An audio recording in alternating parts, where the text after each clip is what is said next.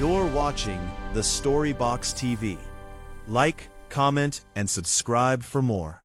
Campus life awakens. The sun rose over Kakaki University, casting golden light across the sprawling campus.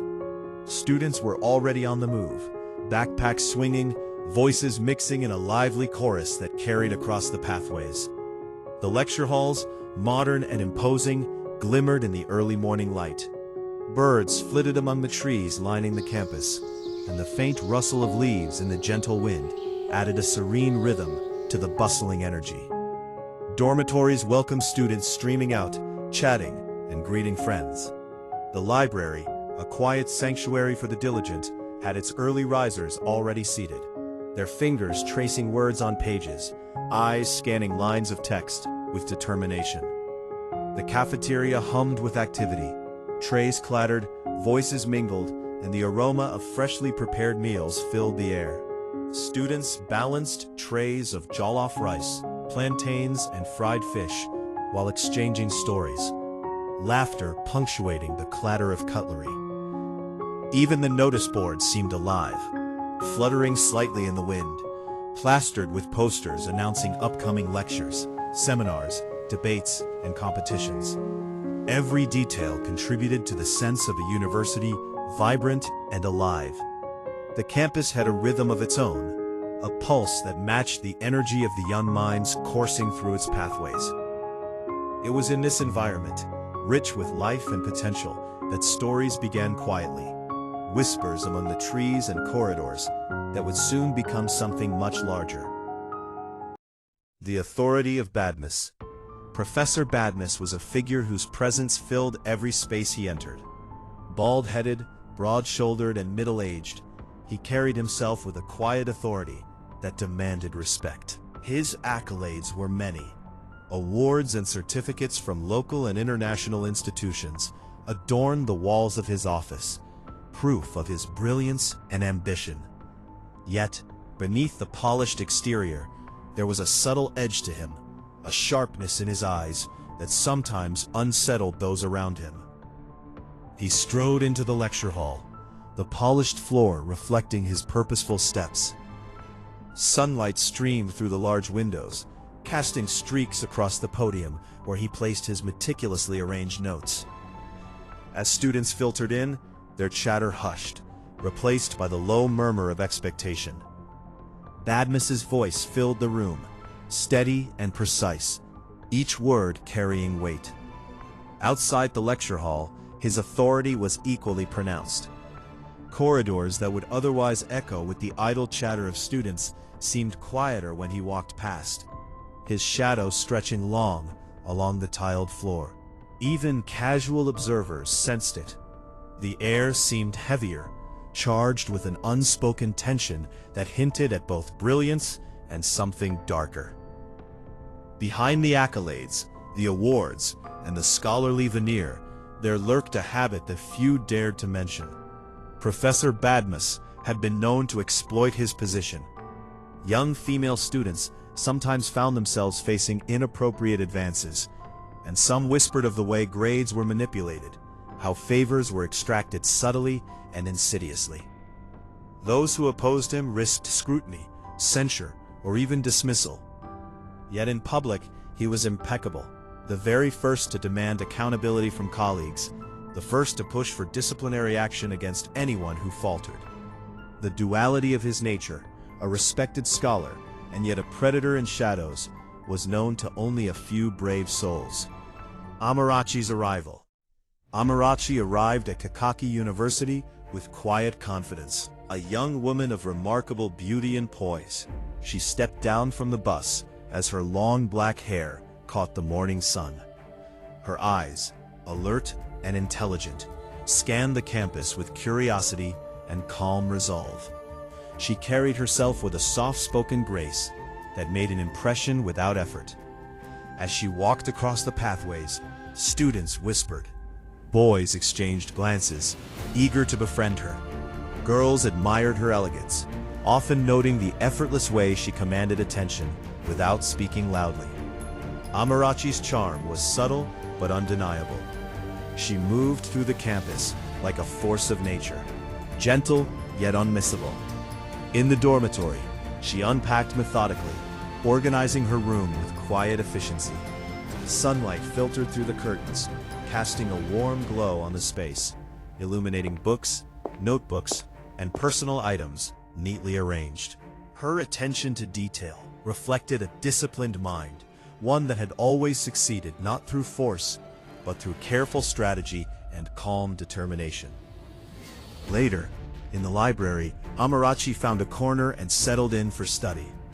She was soft-spoken but stubborn in her focus. Even as students cast glances in her direction, she remained absorbed in her books. Her calm concentration became a quiet statement. She would not be distracted or intimidated, no matter who noticed her. The cafeteria offered another opportunity to observe her. She moved with ease, selecting food, acknowledging those around her with polite nods. Her presence drew attention, yet she did not seek it. It was a magnetic subtlety, one that would not go unnoticed by the wrong person. Dangerous attention. Professor Badmus first noticed Amarachi during a lecture. She sat quietly, her pen moving smoothly across the notebook, her posture upright yet relaxed. He observed her, his gaze lingering longer than professional courtesy would allow. A flicker of desire crossed his otherwise composed face. The students noticed. Whispers began to circulate, subtle glances exchanged in the rows behind her. Badmus, oblivious or indifferent to the rumors, walked past her desk, casting a shadow over her notebook. Amarachi sensed it immediately, a small shiver running through her despite her calm demeanor. Outside the lecture hall, she paused briefly, scanning the empty corridor. Something felt off, a subtle tension in the air that she could not yet define. She straightened her posture and continued walking, her mind already turning over possibilities. The first encounter had passed without incident, but the stage had been set. The predator had seen his target, and the quiet student had recognized the danger. Suspense and confrontation. Late afternoon brought an empty classroom, sunlight slicing through the blinds in long golden streaks. Amarachi entered, her steps measured and confident, unaware of the lurking danger. Professor Badmus followed, his hand reaching for a file in a subtle gesture that carried menace. Shadows stretched across the walls, tension thickening with every heartbeat. Amarachi paused, sensing movement. Her instincts, honed over years of careful observation and self-awareness, told her something was wrong. Swiftly, she pulled out her phone and began recording discreetly, ensuring that every motion, every action, would be captured. Badmus froze, realization dawning across his stern face. He had been caught. The arrogance, the sense of invulnerability, evaporated instantly. Amarachi's expression remained calm, a subtle edge of determination in her eyes. She was no longer merely a student. She had become the force that would hold him accountable. Exposure and justice. The Vice-Chancellor's office was imposing, its high ceilings and polished surfaces reflecting authority and order. Amarachi walked in, phone in hand, her voice steady as she recounted the events. The evidence was irrefutable.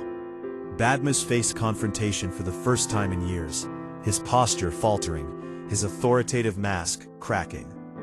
The phone screen, glowing with captured footage, became a tool of justice. Police arrived shortly after, their presence signaling the end of unchecked power. Students watched in stunned silence as Badmus was led away, handcuffs securing a man who had long thought himself untouchable. Amarachi walked calmly through the courtyard, her confidence intact. Whispers followed her, not of fear, but of admiration. She had faced a predator and emerged victorious. The campus seemed to exhale collectively, returning to a rhythm of safety, order, and trust. In the days that followed, life at Kakaki University returned to its natural flow.